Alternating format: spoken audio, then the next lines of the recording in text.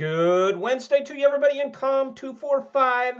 Welcome to week boom 4. All right, we are at the halfway point in the semester. What a semester it has been. I'll drink some. It's by this time of the evening. It's tea. I'll drink some tea to that. Let's see. Who do we have here today by way of cups? Oh yes. Please help Smokey prevent wildfires. That's a message that I can get behind. Okay, welcome. I'm making and posting this video late. It's been very, very busy for me the last few days. There was a death in our family. My wife's mother passed away. This is death is the journey's end for our material existence. One of the themes that I cover in my book, which, by the way, this is a collection of essays. It's not like a textbook. It's a kind of an easy read. You can pick it up and put it down and jump around. Okay, and so am I sad about my mother-in-law? Yeah, she was into her 80s. She had been very ill for a long time, so this death was a release from a lot of pain. And she died with a person that loved her very dearly, my wife, close by. So all things considered, not bad. But anyway, what that means for us here in the class is I have to be out of the office this Thursday and Friday. I'm traveling to help my wife sort out all the stuff that goes, the material things that we leave behind when we pass. I should be back in the office on Monday. I will try, I'll be attentive to my email, probably in the evenings. So if you don't hear from me, if you send something to me, if you've got a question and it's like, oh, where'd he go? I'll get to it in the evening after things have sort of settled down. Okay. But I'll be back on Monday. All right. So I have graded a number. I think I've graded. We're up to speed on your quizzes. I am in the process of grading. I think I'm up to week 2 for your assignments. That is your theory discussions. All right, and then I'll do week 3 after that. I'll probably be caught up by the end of next week. It'll give me a chance to do week 3 and week 4, just as you're getting to, discussion number 5. Okay. I want to give you a heads up. There's some of you that emailed me and said, hey, your Canvas doesn't seem to be working. I can't see the modules. I have turned them off from week 5 ahead. There were just problems in the content of the modules. I don't know how far along the professor that was supposed to teach the class had been in getting them set up. I suspect there's stuff in the modules from previous courses because there are links that don't go anywhere. There aren't readings listed week by week. So I shut them down until I can get in there and get a handle on what's going on. So that will probably be, so just be patient. This is just going to be just a little bit longer before we hook the corner. That will probably be like a Monday night.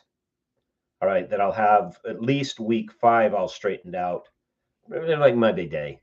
And then I'll get the rest of them straightened out in week 5. That is weeks 6, 7, and 8. So I know, some of you like to work ahead. Just hold on and stop working ahead while I get this stuff straightened out, because there's just a lot of problems in there. Okay. So I will be back on Monday. I may have to pop out again, just a couple of days next week in week 5, depending on how we get everything sorted out. We just accumulate a lot of stuff. So I may be out like Tuesday, Wednesday of next week, but that should not affect what we're doing. Okay. So I'm getting a handle around what's going on. I'm getting grades to you. From week 2, let me make a comment about week 2. For those of you that and I should have those all to you probably by the end of tonight. Just going to be a late night for me. That from your early chapters, okay,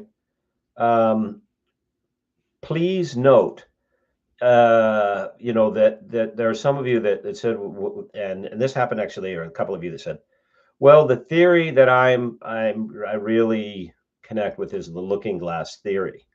Okay, this is not a communication theory.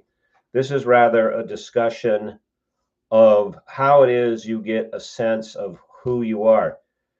In communication study, there's an assumption that it's not a real communication unless it's between you and another entity. Now there is a branch. It's not a very big one in communication that says, yeah, no, because we have conversations with ourselves, with inside of ourselves, and we identify with two different parts of ourselves. It's very Carl Jung, whose work I mentioned in the video that I did yesterday on where did communication study and theory come from. A lot of people in communication studies don't recognize that. And they say, nope, you have to have a distinct sender and a distinct receiver. So then question is, well, how do we have a sense of we? And one of the leading explanations, and yeah, okay, you could call it a theory. Leading explanation is that you come to know who you are through interactions with others, which is true. As people, as creatures, we're highly interdependent. We're locked together as beings. Okay, so there was some confusion on the part of some of you, and I think I made little notes in the comments, saying, okay, this is a theory, but it's not a communication theory. Okay, so anyway, let's talk a little bit about what you did last week, week 3, and then we'll jump ahead. Well, actually, let's take a look at what you're going to do this week. So you're asked to read, this is kind of a heavy lift for reading. You're asked to read chapters 16 through 21. And for the next little while, what you're going to be doing is chapter by chapter, you're going to be reading about different communication theories as they pertain to different types of communication. So if you look in your text, okay, this is very nicely structured. Okay, if you go to the table of contents, all right, so you have division 1 over here, division 2, division 3, division. Okay, under each division, notice what it says there. So division 1 is just the overview. Division 2, these are theories tied to interpersonal communication, that is between folks. Division 3, we jump ahead, group and public communications. Because when we talk about communication theory, we have theoretical explanations for why people behave in all of these different sort of interactions. So why do they behave when it's just two people and they're talking face to face? Why do they behave when they're in a social situation? Why do they behave the way they do when it's a matter of commerce and economics? And so you're going to have theories that crop up for each of those. So what I want you to do, and what we're going to do now for the rest of the semester, is I want you to take your best run, your best shot at reading through the texts, that is the chapters, and trying to get your head around, say, cognitive dissonance theory, which, by the way, once you have it explained, you go, yeah, I know people like that. You may not have ever heard it called that, but you'll recognize the syndrome. Or for instance, in 17, functional perspective or group decision-making theory. I want you to first take a run at reading them. And then what we'll do is, in week 5, I will explain the contents, the chapters, that we covered in week 4. But I want you to try to give it a go before I give you the answers. Okay. So let's take a look at the theories that we covered in week 3. All right. So the first one came from chapter 13. Okay. Here we go. Chapter 13. Yes. Sorry. Just getting to the right page.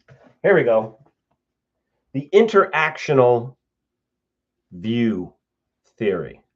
All right, so the interactional, it's getting late at night.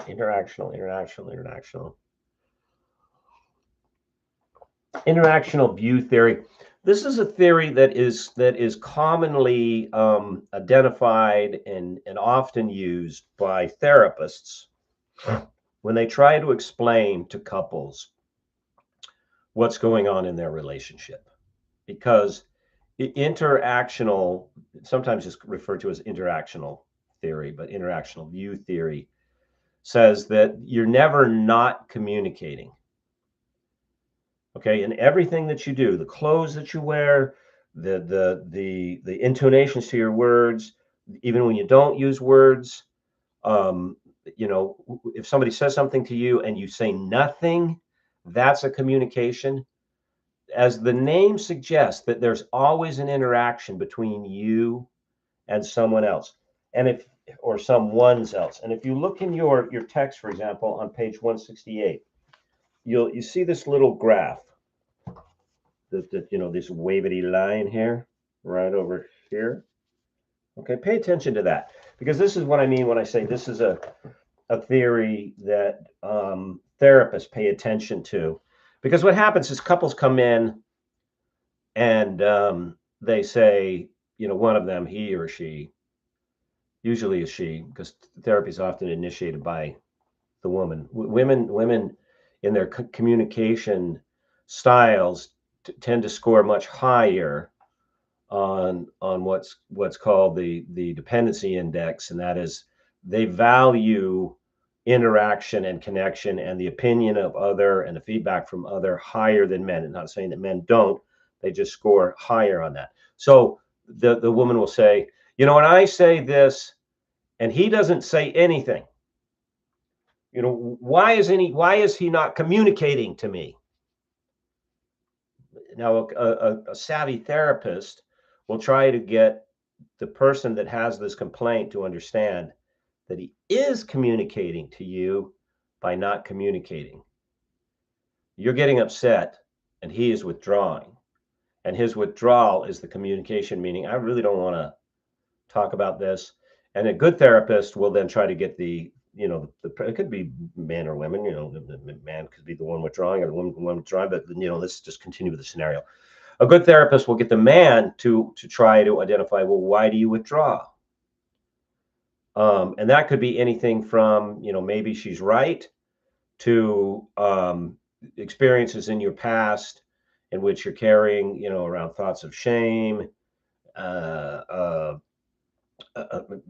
problems with sitting down and sorting out, you know, certain issues like money or you know, how many children or God, whatever.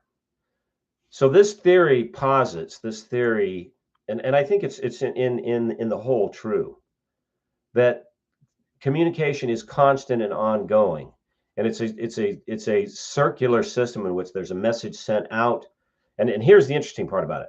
So the sender sends a message, the receiver gets the message, and then the receiver sends the message, and now the receiver is the sender and the sender is the receiver, and there's this circular dynamic. Okay, that's what this theory gets out of. You didn't get that from the readings. Okay, next, from last week, we covered social judgment theory.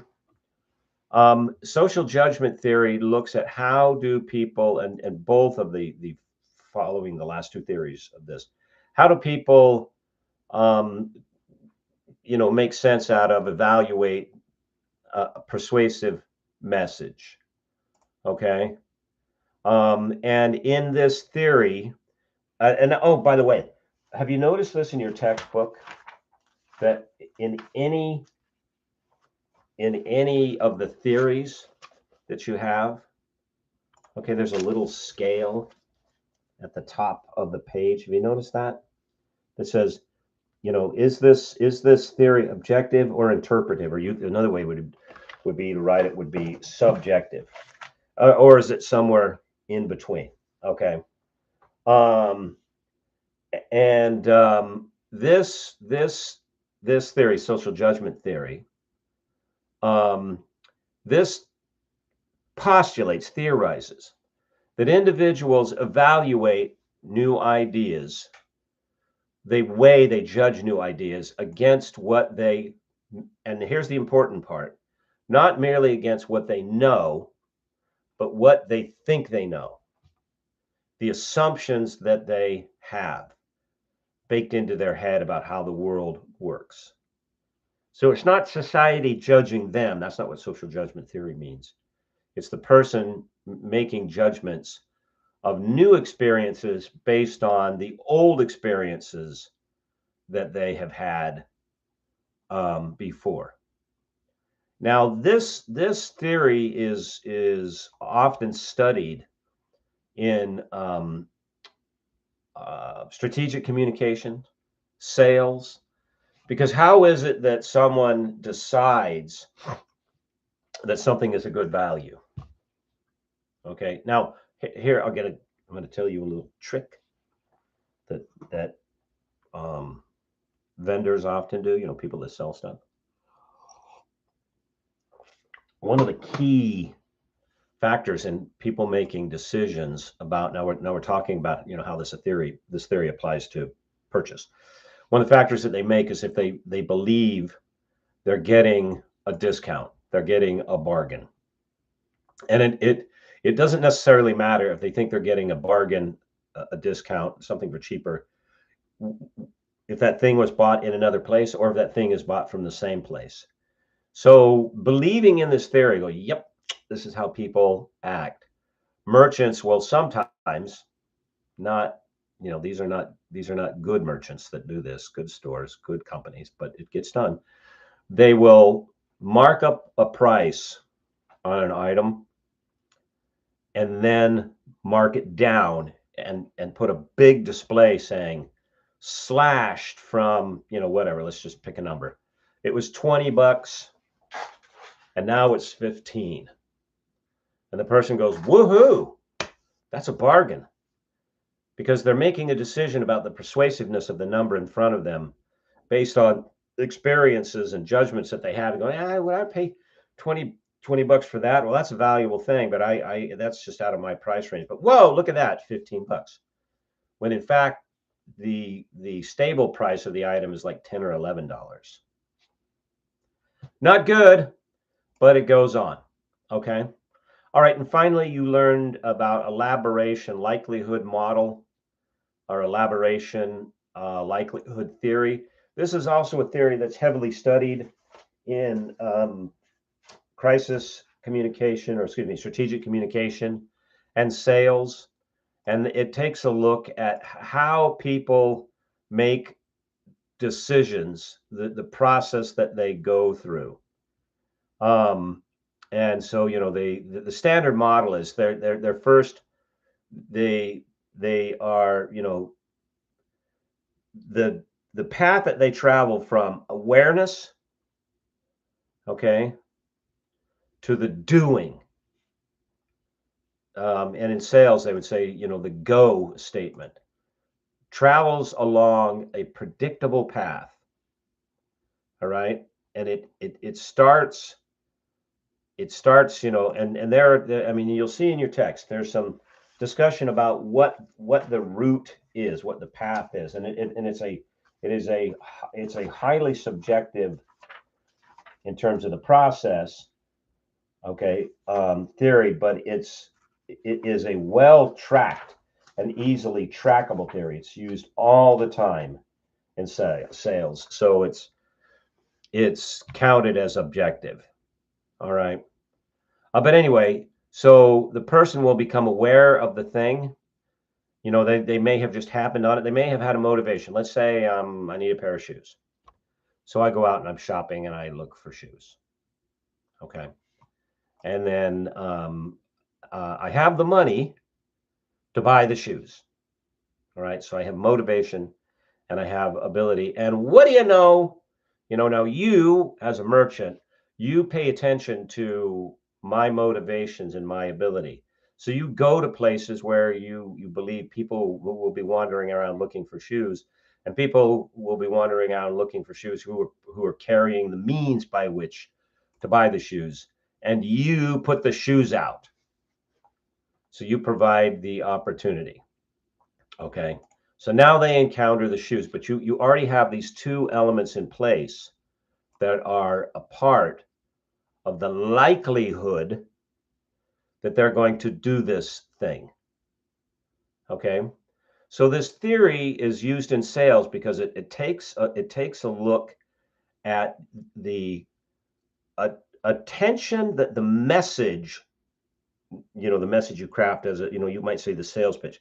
It takes a close look at how well the sales pitch um, sums up things like motivation and ability of those that you want to persuade. So if this skill set or you know, maybe you're in a job where you need this, maybe you need to be persuasive and you want to look and read more about elaboration theory, elaboration likelihood theory, or even social judgment theory. These two are you know, brother and sister. The Mac Daddy, in terms of practical application of these two theories, is a guy by the name of Cialdini, Robert Cialdini. So this book, Influence, Science and Practice, and he goes into considerable discussion about elaboration theory.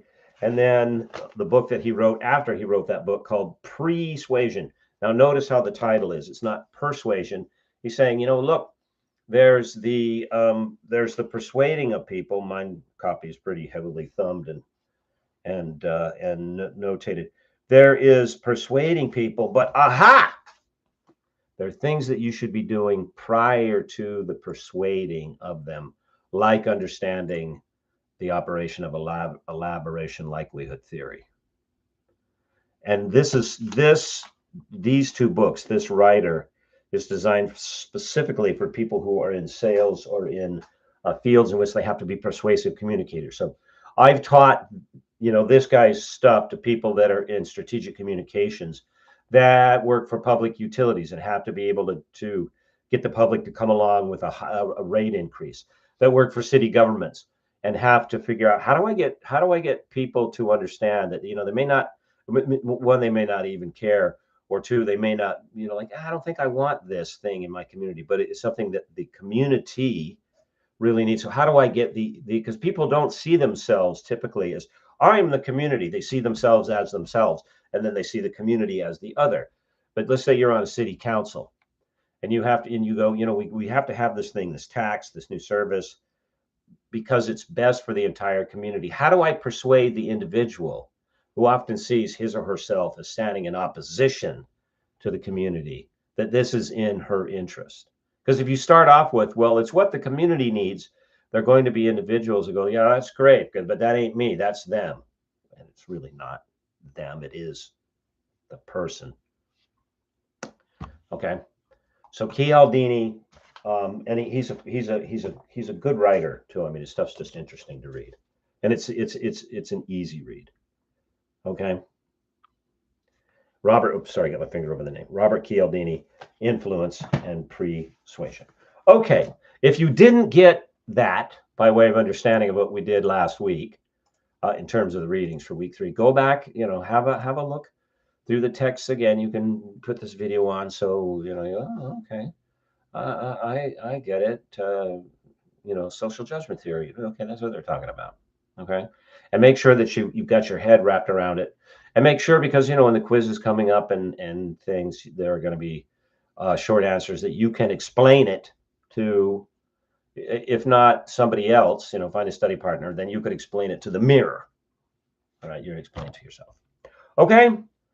All right, everybody. Thank you for your patience. I believe we're going to have a great semester. I think we are. Things are already going well.